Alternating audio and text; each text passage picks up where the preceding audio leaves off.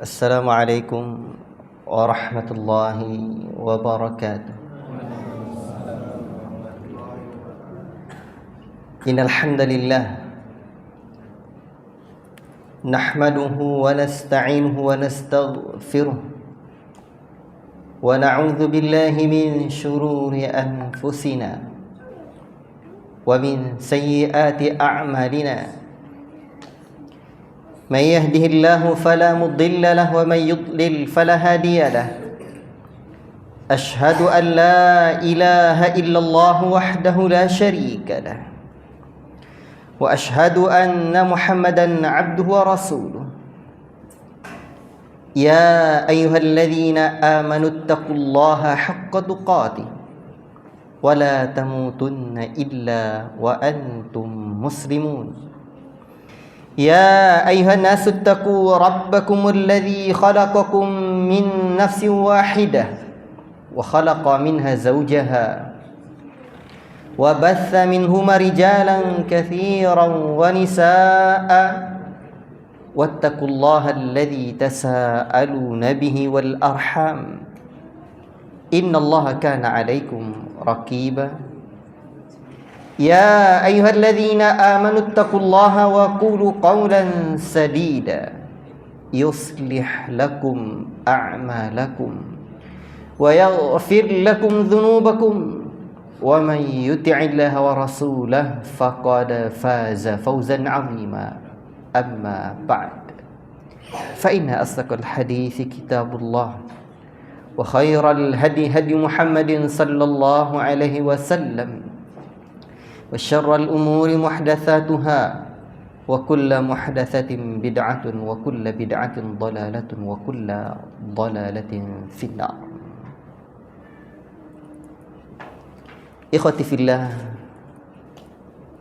barakallahu fikum.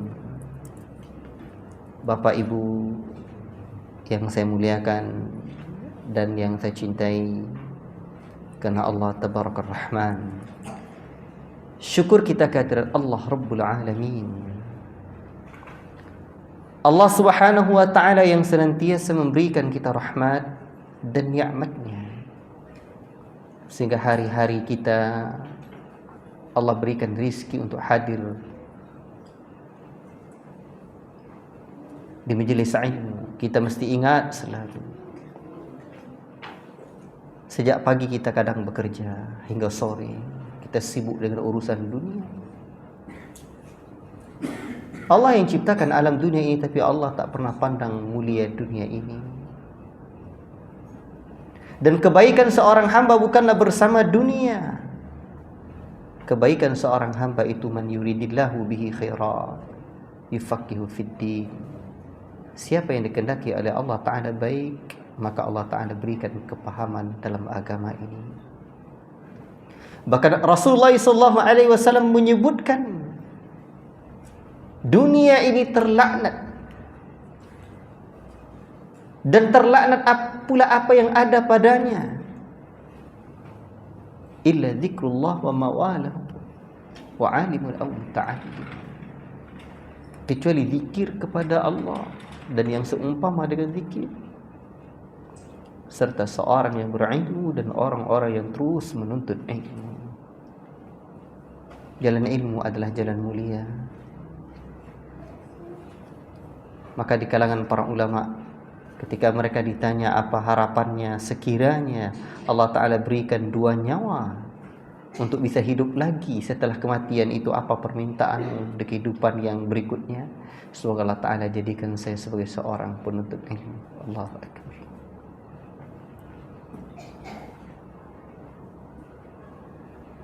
Dan ilmu yang kita pelajari adalah sunnah nabinya. Ahlus sunnah adalah orang-orang yang memang ahlinya dalam mengamalkan sunnah. Para ulama generasi salafun salih, sebisa mungkin mereka berbuat, berkata, bertindak, bersikap, melihat bagaimana sunnah dan asarnya. Bahkan ketika mereka ingin menggaruk sekiranya ada athar, mereka menginginkan ada garukan yang sesuai dengan atharnya. Allahu Akbar.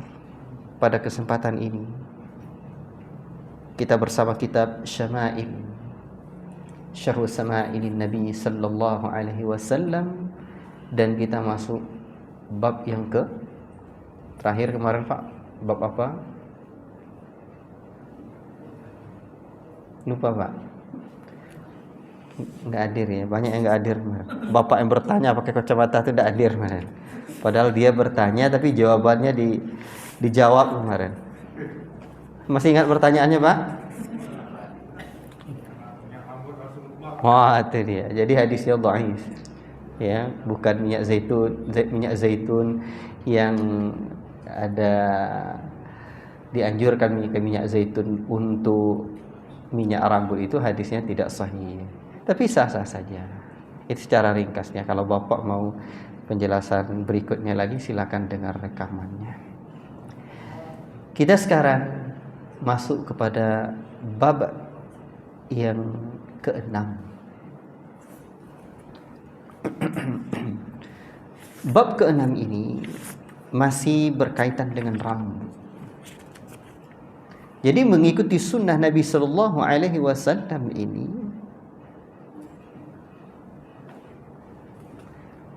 itu ketika Allah menyebutkan ya ayyuhalladzina amanu dakhulu fis silmi kaffah, wahai sekalian orang-orang yang beriman, masuklah kalian ke dalam Islam itu secara sempurna, kaffah, dan jangan ikuti langkah-langkah syaitan.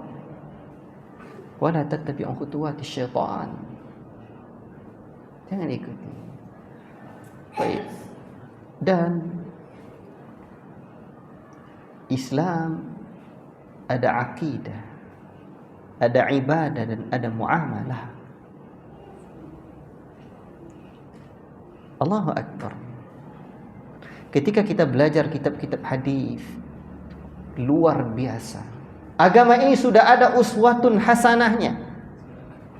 Allah tidak hanya menciptakan manusia, tapi manusia ini diberikan panduan agar hidup mereka bahagia dunia akhirat. Carilah agama mana yang ada panduan sedetil ini. Makanya pernah salah seorang Yahudi berkata kepada Salmanul Farisi, "Qad 'allamakum nabiyyukum kulla syai'in hatta al-khira'ah." Nabimu mengajarkan kamu segala sesuatu sampai etika, adab buang hajat, ajal. Kata Salman, "Ya, betul." Allahu Akbar.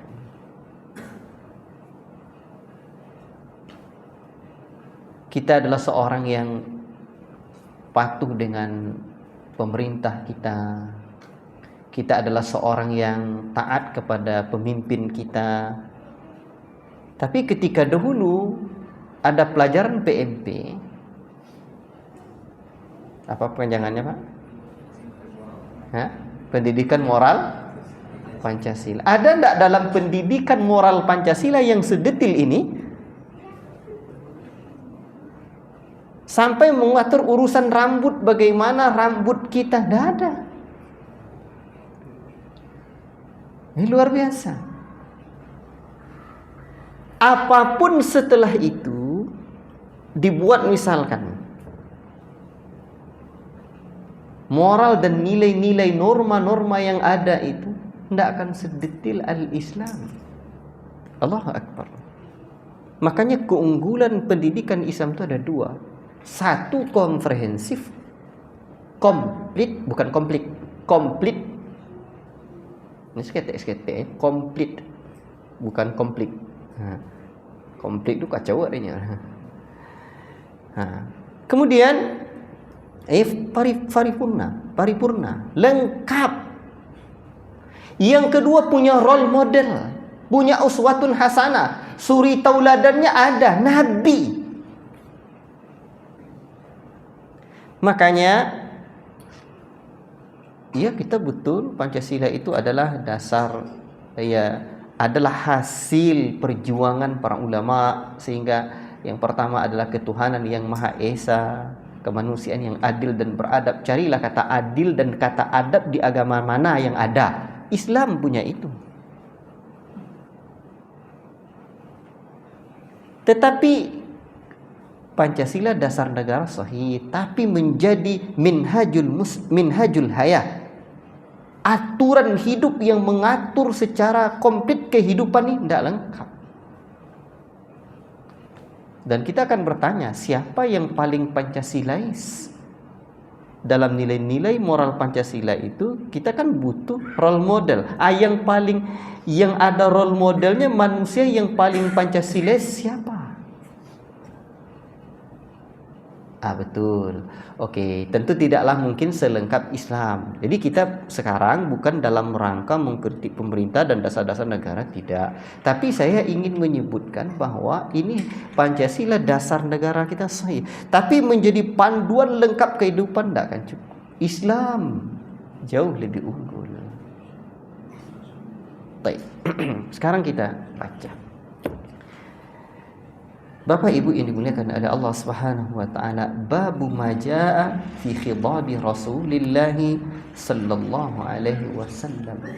Setelah sebelumnya bab tentang syaib, uban, sekarang adalah menyemir uban.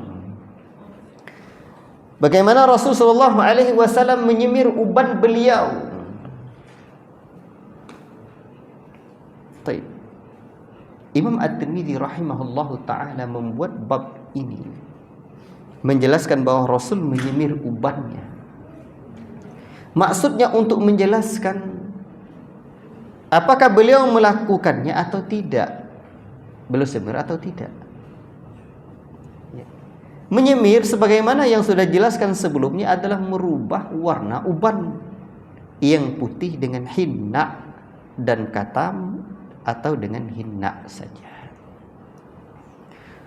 Para sahabat Nabi sallallahu alaihi wasallam berselisih pendapat.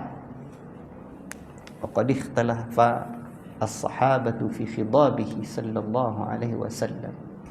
Para sahabat berbeda pendapat tentang apakah Rasul sallallahu alaihi wasallam menyemir ubannya atau tidak. Ini kata Syekh Rasul. Sebagaimana yang dijelaskan oleh Imam Ibnu Qayyim dalam kitabnya Zadul Ma'ad, bahwa Anas radhiyallahu taala anhu berkata, Rasul sallallahu alaihi wasallam tidak pernah menyemir uban beliau. Abu Hurairah radhiyallahu taala anhu berkata, Rasul sallallahu alaihi wasallam menyemir uban beliau. Dan beberapa sahabat lain menyatakan Rasul sallallahu alaihi wasallam sangat sering, yakni banyak menggunakan minyak wangi hingga rambutnya berwarna merah, sehingga orang mengira beliau bersemir padahal tidak bersemir. Baik. Dan kata Syekh Abdul Razak, inilah kesimpulan yang ada di dalam bab ini. Hadza hasilun ma qila fi hadhihi al-mas'alah. Baik. Hadis yang ke-45 kita baca dulu Pak. Nanti kita dapatkan lagi penjelasannya. Haddatsana Ahmad ibn Mani' qala haddatsana Hushaim qala haddatsana Abdul Malik ibn Umair an Iyad bin Laqit qala akhbarani Abu Rimthah qala ataitu Rasulullah sallallahu alaihi wasallam ma'a bani li faqala ibnuka hadha فقلت نعم أشهد به قال لا يجني عليك ولا تجني عليه قال ورأيت الشيب أحمر قال أبو عيسى هذا أحسن شيء روي في هذا الباب وأفسر لأن الروايات الصحيحة أن النبي صلى الله عليه وسلم لم يبلغ الشيب.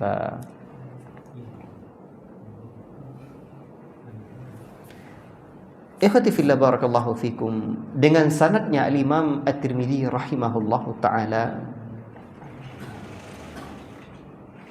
sampai kepada Iyad bin Laqit. Ia berkata, Abu Rimthah memberitahuku. Ia berkata, aku pernah menemui Rasulullah sallallahu alaihi wasallam bersama anakku. Lalu beliau bertanya, apakah ini anakmu? Aku menjawab, iya. Kemudian Rasulullah SAW bersabda, janganlah ia berbuat jahat kepadamu dan janganlah engkau berbuat jahat kepadanya. Ini ada faedahnya lagi. Abu Rimsah melanjutkan ceritanya. Aku melihat ubannya berwarna merah. Ini hadis Abdullah bin Imam Ahmad dalam bukunya dalam kitabnya Ziyadatu 'alal Musnad. Abu Isa berkata, ini adalah riwayat yang paling kuat dalam masalah ini dan juga paling jelas, karena riwayat-riwayat yang sahih menyebutkan bahwa Nabi tidak sampai beruban. Pada kajian sebelumnya, berapa cuma uban Nabi, Pak? Hah? Ada berapa tempat? Di mana saja? Tak tinggal lagi? Terus? Ayo betul. Terus mana satu lagi? Barakallahu fiikum.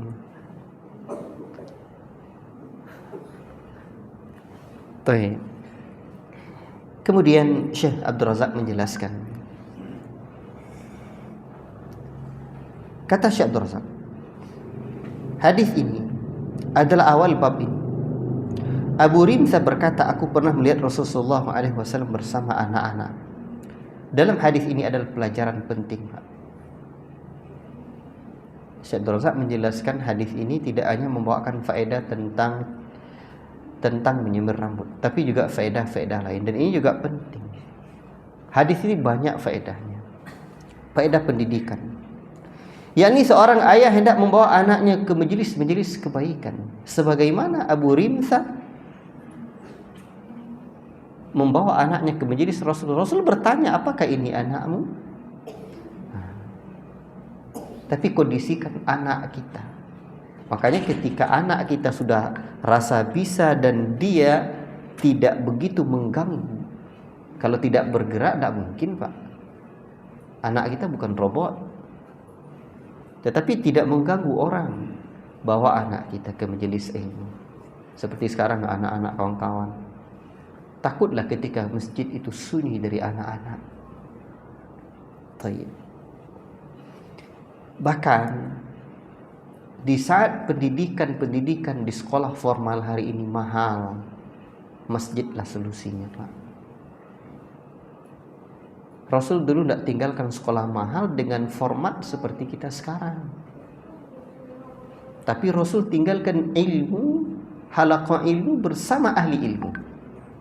Jadi masjidlah warisan Rasulullah SAW itu dibagi. Baik. Dan alhamdulillah, seperti Masjid Nabawi, tengok siang, malam, pagi, petang ada majelis ilmu. Sekiranya ke depan kita melihat bahwa sekolah-sekolah semakin mahal dan anak-anak kaum muslimin tidak mampu disekolahkan ayahnya, masjid mulai untuk dipikirkan. Baik. Halaqah ilmu, tapi butuh ijazah ustaz paket. Itu dia. Ikhwati fillah, barakallahu fiikum. Ini faedah. Kemudian kata Syekh Abdul Razak, karena tindakan tersebut adalah pendidikan bagi mereka dan menumbuhkan pada diri mereka kecintaan terhadap ahli ilmu, mencintai majelis ilmu dan terikat dengannya serta mengambil pelajaran darinya. Masa anak-anak itu memang lama teringatnya. Saya masih ingat ayah saya kadang bawa saya dulu pergi dengar ceramah. Ceramah ustaz-ustaz buya-buya dulu masih teringat sampai sekarang. Bagi kita tidak lupa, Pak. Tapi bagi anak-anak kita tidak lupa. Ini ustaz ni dulu. Saya melihat anak-anak pondok itu sebelum masuk pondok atau setelah mereka masuk pondok itu belum tumbuh kecintaannya terhadap ilmu dan kekagumannya pada ahli ilmu. Belajar dia di pondok tuh banyak ilmu, apa ndak heng dia. Jadi ketika para ulama menyebutkan bahwa di dalam ibadah hati itu mesti ada 3 hal. 1 cinta, 2 raja, 3 khauf. cinta terhadap Allah. Jadi anak kita itu mencintai amalan itu dulu, mencintai ilmu dulu, berharap, ada harapannya, ada rasa takutnya ketika tidak meraih sesuatu yang Allah Ta'ala berikan kemuliaan pada ilmu itu atau kepada ibadah itu. Nah, itu harus kita tumbuhkan. Jadi berawal dari cinta. Jadi menumbuhkan cinta tuh, itu proses. Menumbuhkan cinta tuh kadang karena kagum. Dan di sini juga Rasul sallallahu alaihi wasallam memberikan perhatian pada anak-anak. Rasul bertanya, apakah ini anakmu? Oh, ini kan luar biasa. Kata Rasul sallallahu alaihi wasallam, ibnuka hada? Anakmu kah ini? Kata dia, na'am. Allahu akbar. Iya. Jadi kalau nampak anak-anak kecil, nanti itu memorinya terekam tuh. Bahkan penelitian para ahli itu, Pak, bukan hanya otak yang merekam tuh. Banyak cairan dan organ tubuh kita lain yang merekam. Makanya ketika seorang ibu sedang hamil, emaknya sering baca Quran, itu ada unsur-unsur lain yang merekamnya. Baik, jadi berikan rekaman-rekaman yang baik kepada anak. Ini hal penting sekali. Baik, ikhwati fillah, barakallahu fikum. Permasalahan ini lebih ditekankan lagi pada zaman ini, kata Syekh Abdul Razak. Zaman sekarang, karena banyaknya fasilitas yang melalaikan dan menyimpang sehingga syahwat dan syubhat menerkam generasi muda Islam. Oleh sebab itu, mengajak anak-anak ke majelis ilmu dengan lemah lembut yang terbaik serta memberi semangat kepada mereka dan membuat mereka mencintai majelis kebaikan, maka hal itu akan sangat bermanfaat dalam mendidik mereka. Saya teringat, Bapak tahu Ustaz Nuzul Zikri yang ceramahnya lembut di Jakarta itu muridnya Ustaz Abdul Hakim. Ustaz Abdul Hakim pernah ditanya, siapa orang yang hadir di majelis ilmu Ustaz yang dulu ayahnya belajar dan anaknya juga jadi Ustaz? Nuzul Zikri. Kata Ustaz Abdul Hakim, ayahnya bawa dia dulu sejak dia kecil lagi, sampai akhirnya jadi syekh. Allahu Akbar. Saya juga pernah mendengar Syekh Sulaiman Ar-Ruhaili itu bercerita, dulu ketika kami daurah di Batu Malang, Syekh memberikan kita ijazah. Ketika itu daurah Sahih Muslim Kitabul Fitan. Kata Syekh, saya teringat waktu saya kecil-kecil dulu, ya kecil-kecil dulu, ada seorang Syekh memberikan ijazah. Kemudian dia juga menceritakan, seingat saya, bahwa ayah dia bawa dia ke majelis ilmu dan ayahnya orang biasa.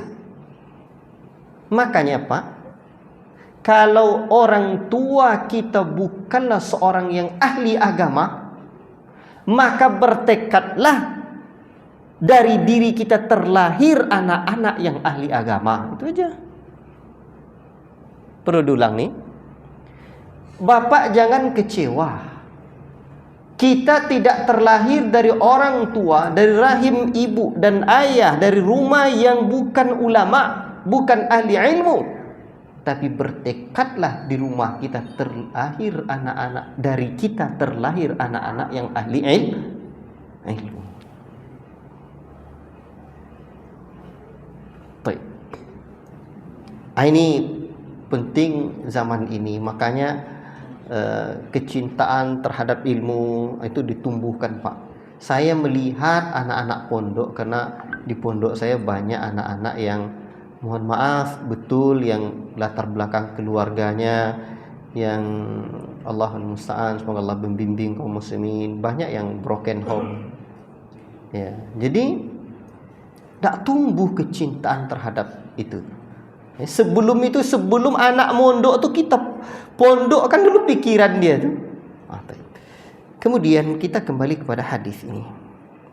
Nabi mengatakan, apakah ini anakmu? Nabi bertanya, kata Syekh Abdul Razak, Allah, iya. Jadi dia menyatakan ini anak dia yang sebenar. Kemudian janganlah ia berbuat jahat kepadamu dan janganlah kamu berbuat jahat kepadanya. Apa pula maksud ini? Maksudnya ia jangan melakukan jinayat pelanggaran pidana. Maka pelanggaran pidana itu yang menanggungnya bukan kamu. Dan jika kamu melakukan jinayat, maka jinayat itu kamu yang menanggungnya, bukan dia. Setiap orang tidak akan menanggung dosa orang lain. Hal ini adalah penghentian kebiasaan jahiliyah, yaitu balas dendam. Karena jika seorang pada masa jahiliyah membunuh orang lain dan suku tertentu, maka suku tersebut membunuh ayah si pembunuh, atau saudaranya, atau sejumlah orang dari keluarganya.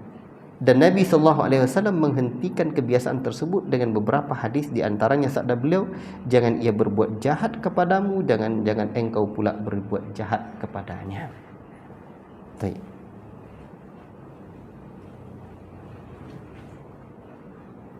Tapi dalam faedah yang lain, anak yang durhaka kepada orang tua banyak, tetapi orang tua yang durhaka kepada anak juga banyak. Maka kita juga jangan sampai menjadi durhaka kepada anak. Siapa orang yang tua yang durhaka terhadap anaknya? Adalah orang tua yang tidak mendidik anaknya. Karena khitab mendidik anak itu kewajibannya adalah bukan kewajiban guru, tapi kewajiban orang tua. Orang tua yang wajib mendidik anaknya itu, qu anfusakum wa ahlikum nara, itu kita. Pelihara dirimu dan keluargamu dari siksa neraka. Jadi sekarang kita serahkan ke guru. Wajar Pak, bagaimana sikap Harun ar-Rasyid dulu memuliakan guru anaknya. Betul-betul dimuliakannya. Sekarang nih, guru anak kita kalau tidak kita muliakan, memang kurang adab kali kita. Kewajiban kita berikan kepada ustaz. Baik. Ikhwati fillah, barakallahu fikum. Kemudian perkataan Abu Rimsah, aku melihat ubannya. Kita kembali ke uban. Aku melihat ubannya berwarna merah. Riwayat ini berbeda dengan riwayat sebelumnya yang sama dari Abu Rimsah. Dalam riwayat sebelumnya ia menyebutkan rambut beliau telah beruban, sedangkan dalam riwayat ini ia menyatakan, aku melihat ubannya berwarna merah. Riwayat yang kedua ini sesuai dengan riwayat sebelumnya yang menerangkan bahwa jumlah uban Rasul hanya sedikit sallallahu alaihi wasallam. Dan di sini Abu Rimsah menceritakan bahwa ubannya berwarna merah. Lalu apakah warna merah tersebut karena disemir ataukah karena diminyaki? Ini pertanyaan. Lalu Syekh menjelaskan, sebagian ulama berpendapat bahwa warna merah tersebut karena disemir. Karena ada riwayat dari beberapa sahabat yang jelas-jelas menyatakan bahwa beliau menyemir ubannya, seperti dari Ummu Salamah yang akan disebutkan nanti. Sedangkan sebagian ulama yang lain berpendapat bahwa merah tersebut karena diminyaki. Sedangkan Nabi SAW sendiri tidak menyemir ubannya. Hal ini ditegaskan oleh hadis Anas bin Malik pada riwayat sebelumnya yang telah terdahulu. Kemudian perkataan Abu Isa berkata, maksud penulis buku ini, yakni Imam At-Tirmidzi, ini adalah riwayat yang paling kuat dalam masalah ini dan juga paling jelas. Sedangkan dalam manuskrip yang lain disebutkan yang paling jelas di antara semuanya. Redaksi kedua ini yang dinukil oleh Imam Ibnu Qayyim dalam Zadul Ma'adnya. Baik. Hadis ke-46. Haddatsana Sufyan bin Waqi' qala haddatsana Abi an Syarik an Utsman ibn Mawhab qala su'ila Abu Hurairah radhiyallahu ta'ala anhu hal khadaba Rasulullah sallallahu alaihi wasallam qala na'am qala Abu Isa wa rawa Abu Awana hadzal haditsa an Utsman bin Abdullah bin Mawhab faqala an Ummi Salamah. Ini hadis ini panjang, diberikan komentar oleh Syekh Abdul Razak. Saya bacakan saja artinya, tapi ada catatan hadis ini. Ya. Ayahku bercerita, Sufyan bin Waqi' bercerita kepada kami, ia berkata, ayahku bercerita kepadaku dari Syarik dan Utsman bin Mauhib atau Mauhab. Ia berkata, Abu Hurairah pernah ditanya, apakah Rasulullah SAW menyemir rambut? Ia menjawab, iya. Baik. Hadis ke-47. Haddatsana Ibrahim bin Harun qala anba'ana An-Nadr ibn Zurarah bin Zurarah an Abi Janaba an Iyad ibn Laqita an Al-Jahdama imra'at Bishr ibn Al-Khasasiyah qalat ana ra'aitu Rasulullah sallallahu alaihi wasallam yakhruju min baiti yanfudu ra'sahu wa qad tasala wa bi ra'si rad'un min hinna qala radghun syakka fi hadha syekh. Ibrahim ibn Harun bercerita kepada kami, ia berkata, An-Nadhr bin Zururah memberitahu kepada kami dari Abu Janab, dari Iyad ibn Laqit, dari Jahdama, yaitu istri Bishr ibn Al-Khasasiyah. Ia berkata, aku pernah melihat Rasulullah SAW keluar dari rumahnya sambil mengusap kepala beliau, karena beliau SAW baru selesai mandi, sedangkan di kepalanya ada rad dan hinna. Atau ia berkata radghun. Di sini Syekh ragu antara lafaz radghun atau rad'un. Jadi ada perbedaan pendapat di kalangan para ulama, apakah Rasul itu menyemir rambut atau tidak. Makanya Imam At-Tirmidzi membawakan hadis yang mendukung dan membawakan juga hadis yang mengatakan tidak disemirnya rambut. Baik. Satu hadis lagi, saya baca dulu baru kita azan. Hadis yang ke-48. Haddatsana Abdullah ibn Abdurrahman qala haddatsana Amr ibn Asim qala haddatsana Hammad ibn Salamah qala haddatsana Humaid an Anas qala ra'aitu sya'ra Rasulillah sallallahu alaihi wasallam makhduban qala Hammad wa akhbarna Abdullah ibn Muhammad ibn Aqil qala ra'aitu sya'ra Rasulillah sallallahu alaihi wasallam 'inda Anas ibn Malik makhduban. Abdullah bin Abdurrahman bercerita kepada kami, ia berkata, Amr bin Asim bercerita kepada kami, ia berkata, Hamad bin Salamah bercerita kepada kami, ia berkata, Humaid bercerita kepada kami dari Yunus, ia berkata, aku pernah melihat Rasul sallallahu alaihi wasallam disemir rambutnya. Hamad berkata, Abdullah bin Muhammad ibn Aqil bercerita kepada kami, ia berkata, aku pernah melihat rambut Rasul sallallahu alaihi wasallam yang disemir di tempat Anas ibn Malik.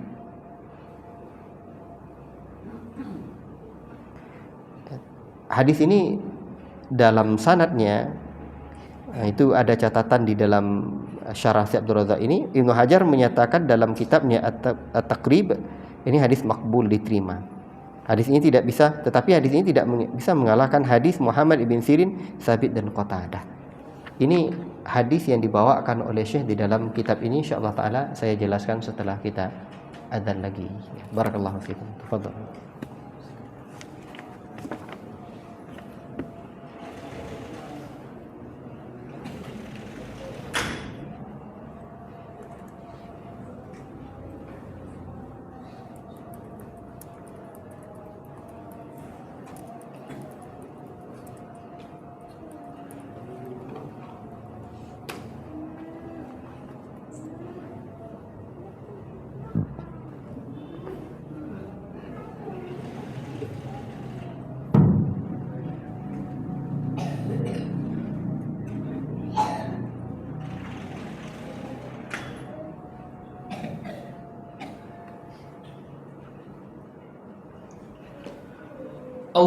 Allahu Akbar, Allahu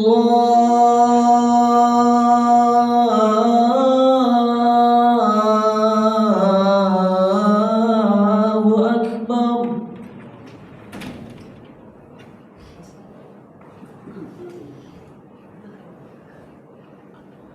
Allahu Akbar,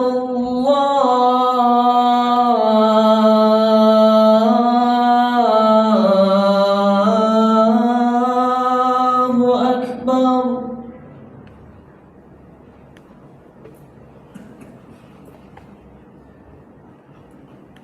Asyhadu an la ilaha illallah.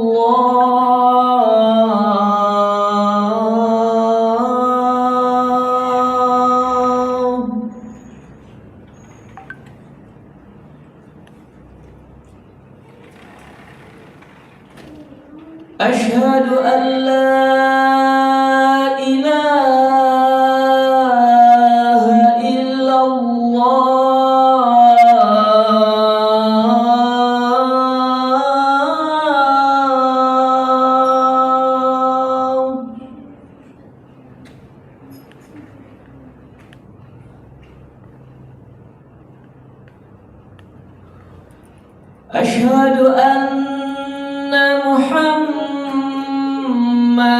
رسول الله.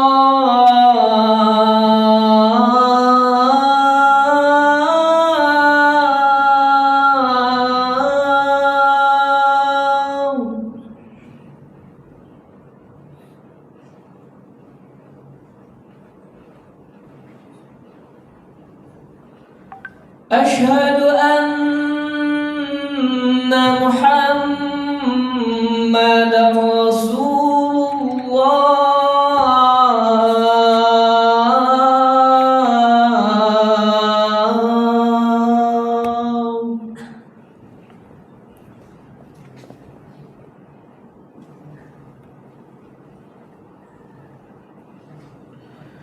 حي على الصلاة.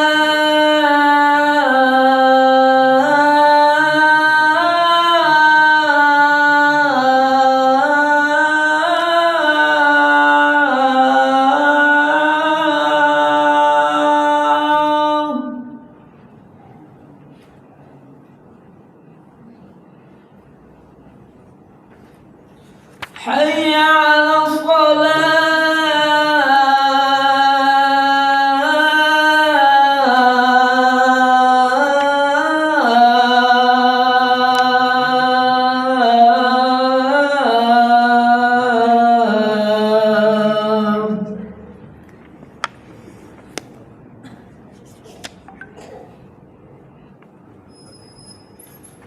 حي على الفلاح.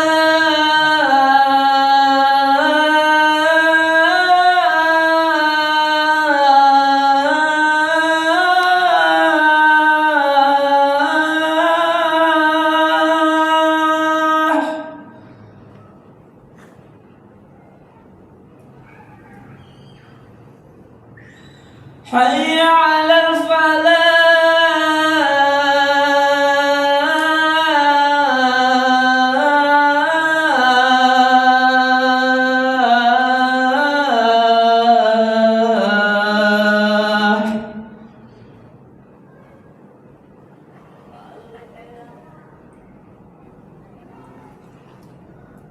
الله أكبر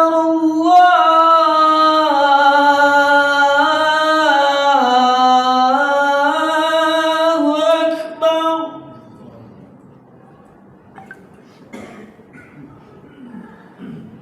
لا إله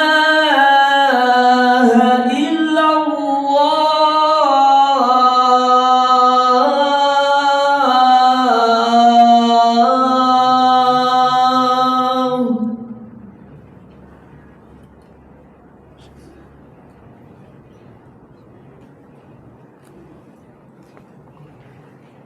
Ikhwati fillah, barakallahu fikum.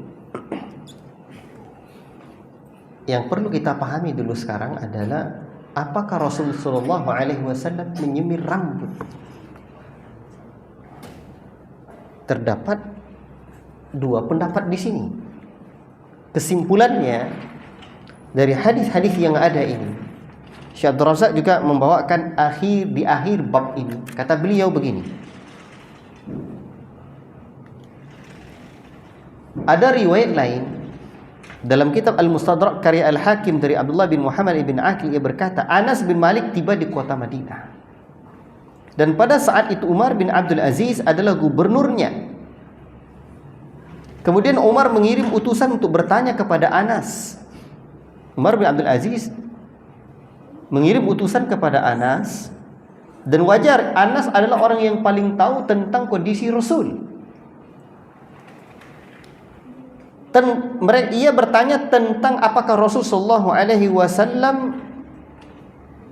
menyemir rambutnya. Apa kata Anas?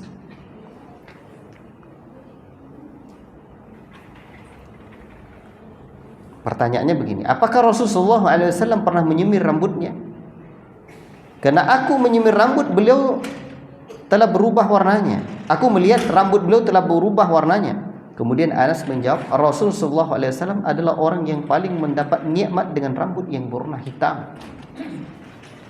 Seandainya aku menghitung jumlah uban, ini perkataan Anas, jumlah uban di rambut dan jenggot beliau, maka jumlahnya tidak akan lebih dari 11 helai.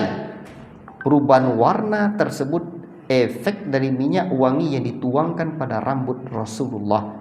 Jadi Umar mengirimkan utusan untuk bertanya kepada Anas, apakah Rasul pernah menyemir rambutnya? Karena aku melihat Rasul rambutnya telah berubah warnanya. Kata Anas, enggak, itu efek minyaknya saja. Dan dalam riwayat ini disebutkan rambut putih Rasul, uban Rasul itu 11 helai. Tapi dalam riwayat yang lain seperti dalam Musnad Ahmad itu disebutkan illa arba'a asyarata sya'ratan bayda, 14 helai. Baik. Yang jelas riwayat ini menyebutkan bahwa perkataan Anas ini menjelaskan bahwa Rasul tidak menyemir rambutnya, tidak merubah rambutnya, ya, tidak merubah warna ubannya. Baik. Kata Syekh Abdul Razak lagi, kesimpulannya bahwa Nabi memiliki beberapa helai rambut yang tidak disemir. Hal ini sebagaimana dinukil oleh Anas dan lainnya. Pendapat ini juga dipegang oleh sekelompok ulama, sedangkan yang dilihat oleh orang warna tersebut adalah warna dari bekas minyak Rasulullah SAW. Namun Syekh Abdul Razak mengakhiri lagi, dan dinukil pula dari sebagian sahabat yang memastikan bahwa Rasul menyemir rambutnya sallallahu alaihi wasallam. Pendapat ini dipegang oleh sebagian kelompok ulama seperti Ibnu Katsir dalam Al-Bidayah wa Nihayah.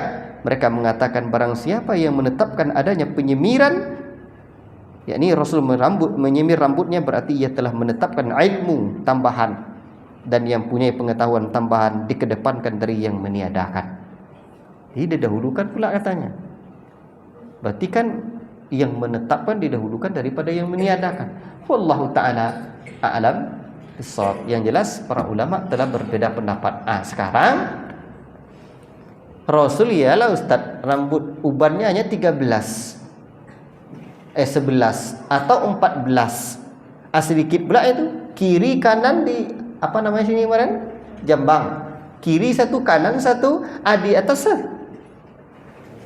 Kalau 14 taruhlah dulu 14. Berapalah banyaknya itu? Wajar tidak disemir. Kalau kami yang ada berputih-putih ini apa caranya nih? Maka lahirlah bab atau hukum tentang menyemir rambut yang beruban. Apakah hukumnya dan seperti apakah ketentuan-ketentuan menyemir rambut yang beruban ini diperbolehkan. Makanya di dalam kitab-kitab adab itu dijelaskan oleh para ulama, ya, hukum menyemir rambut ini. Ikhwati fillah barakallahu fikum. Ketika para ulama kita memberikan penjelasan detail kepada kita tentang hal ini, maka kita dapat melihat fatwa-fatwa mereka. Seperti Lajnah Ad-Daimah pernah ditanya begini, saya melihat sebagian orang menggunakan sejumlah bahan untuk mewarnai rambutnya, apakah hitam atau merah. Ada pula yang menggunakan bahan-bahan tertentu untuk melembutkan rambut keriting. Apakah ini boleh? Dan apakah ada bedanya antara anak muda dengan orang tua? Kan ya pula, anak muda aja kah boleh seperti itu? Lajnah Ad-Daimah dulu diketuai oleh Syekh Abdul Aziz bin Abdullah bin Baz menjawab, alhamdulillah wassalatu wassalamu ala rasulillah wa ba'd wa ala alihi washabihi wa ba'd. Merubah warna rambut selain dengan warna hitam tidak mengapa. Demikian pula hal menggunakan zat pelembut rambut yang ikal. Hukum ini berlaku sama bagi pemuda atau orang tua. Jika tidak ada bahayanya dan zat sucinya, maka hukumnya boleh. Adapun merubah warna rambut dengan warna hitam murni, maka tidak boleh bagi laki-laki maupun bagi perempuan. Sebab Nabi sallallahu alaihi wasallam pernah menyebutkan wayyiru hadza syaiba wajtanibus sawada, rawahu Muslim. Rubahlah warna uban itu dan jauhi warna hitam. Boleh. Berarti adabnya jangan warna hitam. Biasanya warna apa, Pak? kuningnya. Ya. Dan ini juga ada hikmahnya. Ya. Rambut yang berwarna putih itu tidak boleh dihitam. Ya, agar orang juga melihat bahwa, wih, berjenggot dah putih tapi masih gagah. Baik. Dan juga uban ini adalah cahaya, sebagaimana sebelumnya sudah kita jelaskan. Dan uban ini juga mengingatkan kita, kalau dirubah dia warna hitam dah terasa muda pula lagi rasanya. Baik. Dan juga ada hadis disahihkan oleh Syekh Al-Albani dalam Sahih Sunan Abi Daud, yakunu qaumun yakhdibuna fi akhir zaman bisawad ka hawasilil hamam la yarihuna raihatal jannah. Ini hadis yang sungguh sangat mengerikan. Akan ada di akhir zaman kaum yang menyemir rambut seperti bulu merpati, yakni warna hitam, maka dia tidak mencium aromanya sorga, baunya sorga. Aroma sorga itu tidak tercium. Aroma durian aja 100 meter dah cium durian kayaknya. Ini aroma sorga tak tercium. La ilaha illallah. Adapun bolehnya menyemir rambut dengan warna merah atau warna kuning sebagaimana dalam riwayat Abu Daud. Dari Ibnu Abbas ia berkata, seorang yang menyemir rambutnya dengan hina melewati Rasulullah SAW. Maka beliau berkata, bagus sekali orang ini. Kemudian lewat lagi seseorang depan beliau, orang yang menyemir rambutnya dengan hina dan katam. Maka beliau berkata, bagus sekali orang itu. Kemudian lewat orang yang menyemir rambutnya warna keemasan, beliau berkata, yang ini lebih baik dari yang lainnya. Berarti warna keemasan. Nah, yang pertama Rasul mengatakan bagus. Kedua orang bagus juga. Yang pertama warnanya apa? Nah, dengan hina ya. Kemudian kedua dengan hina dan katam. Tapi ada yang ketiga menyemir rambutnya jadi keemasan. Nah, itu lebih bagus lagi kata Rasulullah SAW. Wallahu taala alam bissawab. Tetapi ingat, seperti apapun kita mau menyemir rambut, yang paling penting itu jangan sampai mentashabbaha biqaumin fahuwa minhum, menyerupai orang-orang Yahudi dan Nasara atau menyerupai orang-orang yang kafir. Jadi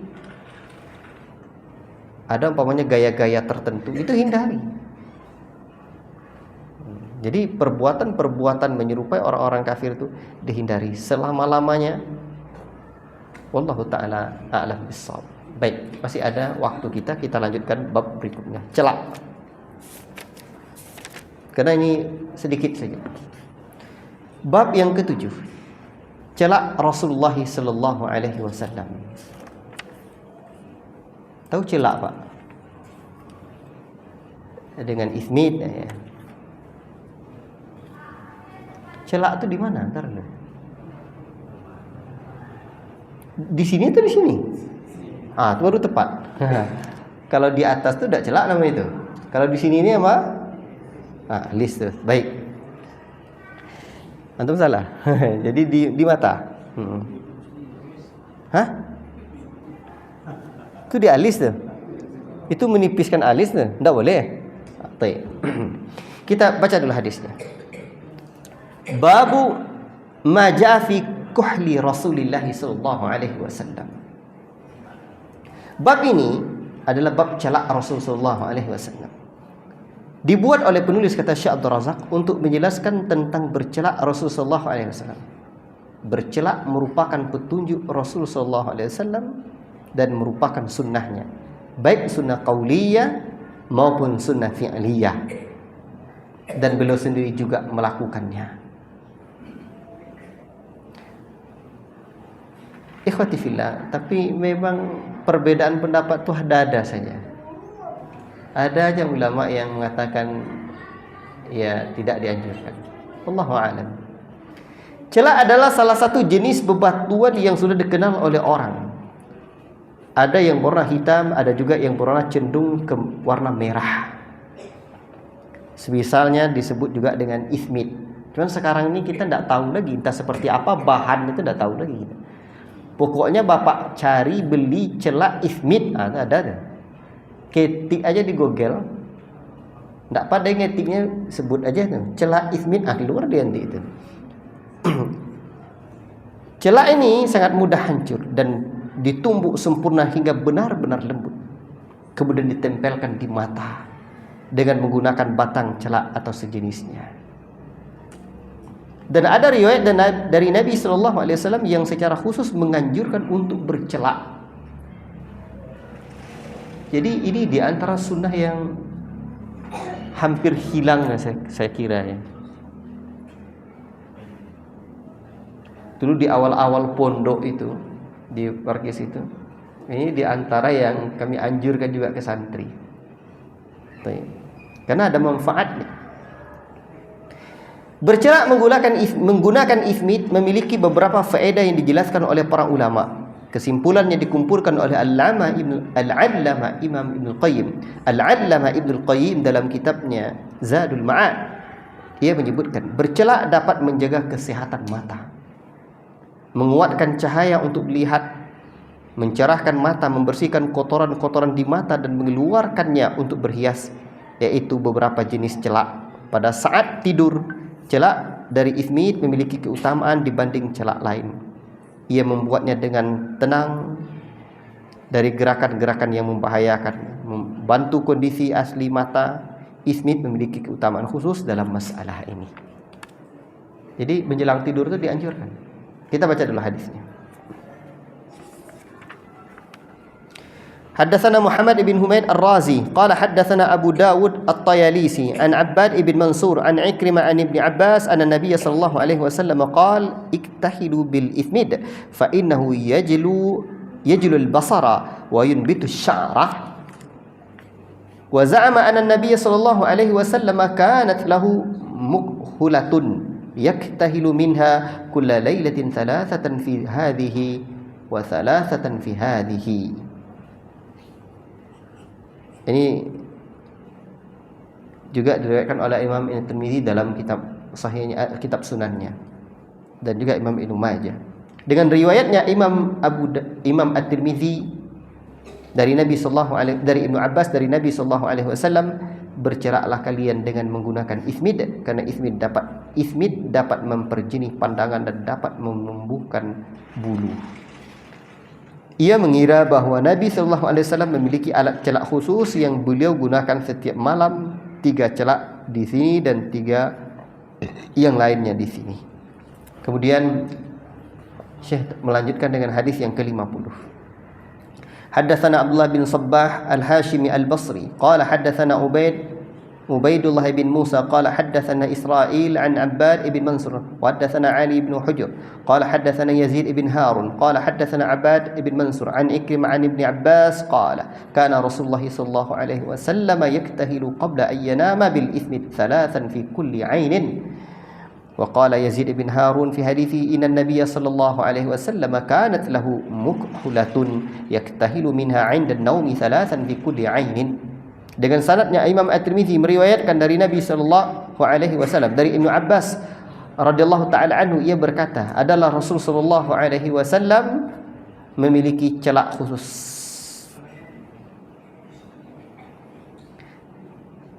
Nabi sallallahu alaihi wasallam biasanya bercelak dengan ismit sebelum tidur, 3 olesan di setiap mata.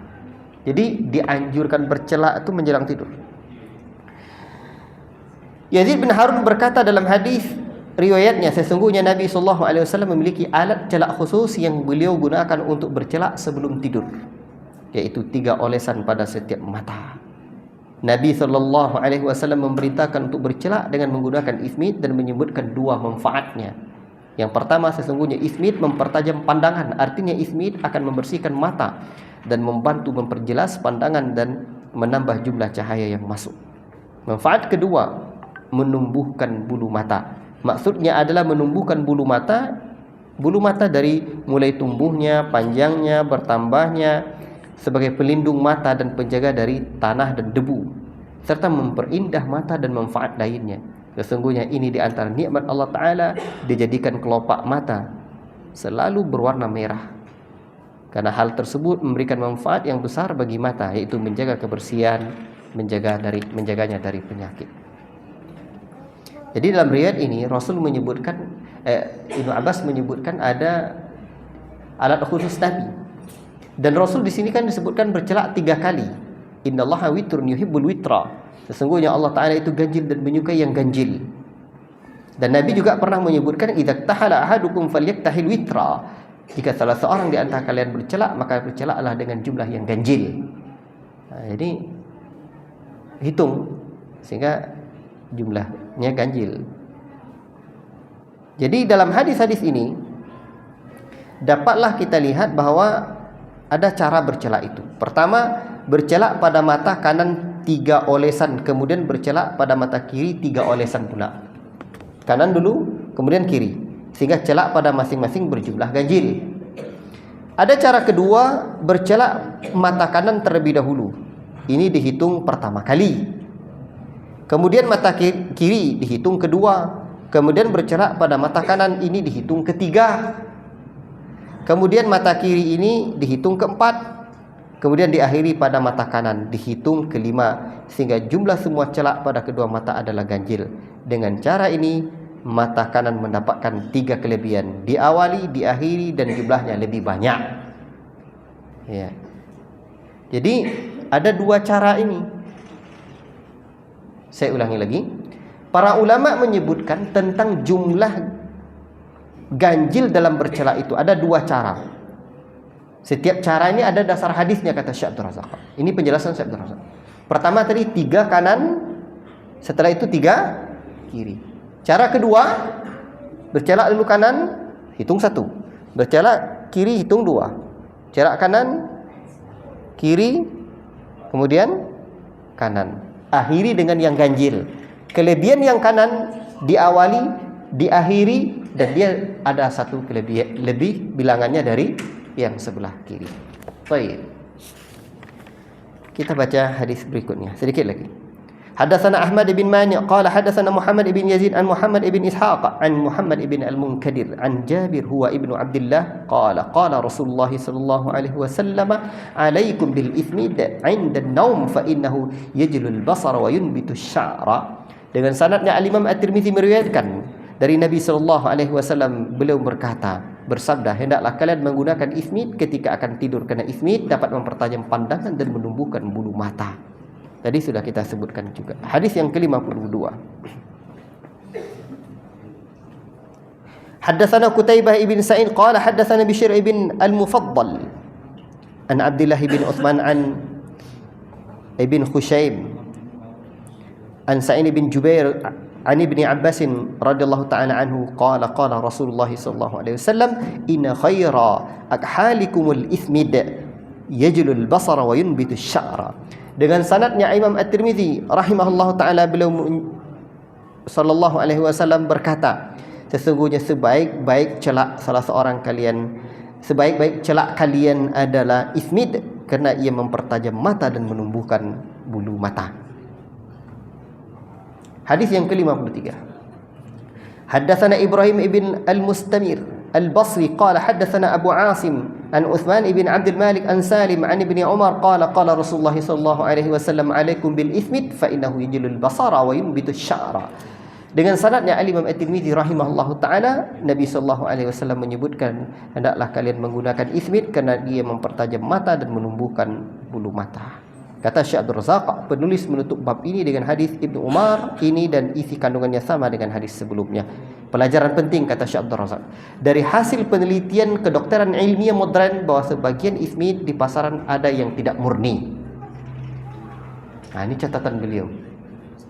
Ditemukan celak tersebut dicampur dengan rasah, yakni timah yang ditumbuk halus, atau terdapat kotoran yang lainnya. Dalam kasus seperti ini ismid pasaran tersebut malah membahayakan dan tidak bermanfaat. Jadi kalau sudah dicampur seperti itu, ismidnya tidak bagus lagi. Oleh sebab itu setiap orang hendaklah mencari ismid yang berkualitas, yang lebih menenteramkan untuk keselamatannya. Nah, ini juga penting catatan Syekh Abdul Razak ini. Ini menunjukkan bahwa Syekh Abdul Razak ini perhatian dengan sunnah ini, sehingga tahu beliau kalau tidak beliau gunakan, kalau tidak dicari-cari, mana tahu dia. Beliau hafizallahu ta'ala. Baik, ikhwati fillah barakallahu fikum. Jadi bercela ini laki-laki dan perempuan. Tetapi para ulama kita sesungguhnya ini juga betul-betul saya merasakan bahwa ini tambahan faedah. Bahwa ulama salafin itu memang keunggulannya memang hati-hati. Sehingga kadang kalaupun ada yang terlihat tidak longgar, artinya agak tegas ya, itu karena kehati-hatian mereka. Di antara bentuk yang diingatkan oleh ya para ulama kepada kita adalah ketika perempuan bercela. Diperbolehkan. Tapi di antara fatwa para ulama kita, hendaklah jangan sampai menimbulkan fitnah sehingga mereka mensyaratkan di antara para ulama itu tidak bercela di hadapan orang lain. Maksudnya menggunakan celak kemudian terlihat oleh orang. Kalau ibu-ibu pakai cadar dia kan nampak celaknya. Kan ada celak yang mungkin menimbulkan fitnah, tidak usah bercelak. Nah, jadi sedemikian para ulama menjaga wanita-wanita kita. Ajib. Walaupun pada asalnya hukumnya boleh. Apalagi ketika dia bercelak di hadapan suaminya akan terlihat indah dan cantik. Tapi ketika perhiasan itu, ketika perempuan itu berhias menggunakan celak di hadapan ajnabi atau orang lain yang bisa menimbulkan fitnah, disinilah para ulama memberikan nasihat untuk menghindarinya. Bahkan dia bisa jatuh kepada haram. Allah Ta'ala alam. Nah ini rasanya kalau orang rumah ya hukum asalnya boleh, jangan terlalu dilarang. Dan hendak dikasih tahu fatwa para ulama itu. Nah, ikhwati fillah barakallahu fikum, ini perlu juga disampaikan kepada orang rumah. Nah, kadang keluar bercelak, dalam rumah menyalak. Itu yang bahaya. Jadi begitulah agama menjaga para wanita dan menjaga diri kita. Allahu Akbar. Allahu Akbar. Dan wanita itu memang aurat, Pak. Al-mar'atu auratun idza kharajat istashrafaha syaitan. Wanita itu aurat apabila dia keluar dihias-hiasi oleh syaitan. Saking ancak nampak berusi dah, ha? Kok dia gila cigak tu apa bontuk perusi di belakang ditengok ya ancak dia tengok bawa apa. Saking dasarnya. La ilaha illallah. Untuk itu hati-hati, Pak. Dan hendaklah wanita kita ini memahami hal ini. Namun bukan berarti wanita itu setiap keluar rumah mesti kumuh lusuh, tidak pula. Tidak seperti itu. Makanya aman dari fitnah itu adalah sesuatu yang luar biasa. Ini di negeri-negeri Arab tuh wanita tuh terpelihara, Pak. Rumah mereka kan ada apa namanya pagarnya itu. Kemarin saya video zoom dengan murid-murid saya di Yaman. Saya tengok mana rumah Syekh namanya Syekh Qasim, mana rumah Syekhnya di sini. Saya tengok video-video banyak tuh orang tidak ada wanita. Kemudian tak pernah nampak mobil masuk. Bapak-bapak yang punya uang mantaplah tuh masuk dalam rumah. Dari luar rumahnya terlihat biasa saja, jelek. Tapi di dalam indah. Bak hotel. Nah, jadi wanita mereka itu di dalamnya. Masuk dalam mobil, pergi keluar dalam mobil saja. Sehingga tidak terlihat, hampir-hampir tidak tahu. Ada tidak perempuan di rumah itu? Ya, ajib. Sekarang memang kalau pedusilah bayak-hayak di jalan-jalan, wih itu memang sumber malapetaka. Wallahu taala alam bisawab. Pahamnya Pak kan? Baiklah, kita selesai bab ini dan insyaallah taala berikutnya bab ke-8 pakaian Rasulullah SAW. Ya, berarti ini sudah 7 bab dan perlu saya ingatkan, mulailah kita mengingat-ingat lagi tentang bentuk fisik Rasulullah tu nak dapat dia awak karunia Allah. Tapi mungkin ada yang bisa cara berjalan Rasul, kemudian cincin kenabian. Cincin kenabian itu seperti apa kemarin ya. Kemudian rambut Nabi, bagaimana rambut Nabi. Kemudian bersisir Nabi seperti apa. Nah, kemudian uban Nabi, Nabi menyemir rambutnya. Tadi ada khilaf. Kemudian celak Rasulullah SAW. Nah, besok insyaallah pakaian Rasulullah SAW. Sehingga dengan demikian kita betul-betul mewujudkan bukti cinta kita kepada Nabi dengan mencontoh beliau ini. Allah manfa'na bima 'allamtana wa 'allimna bima yanfa'una wa sallallahu wasallam ala nabiyyina Muhammad wa ala alihi wa sahbihi ajma'in. Wassalamualaikum warahmatullahi wabarakatuh.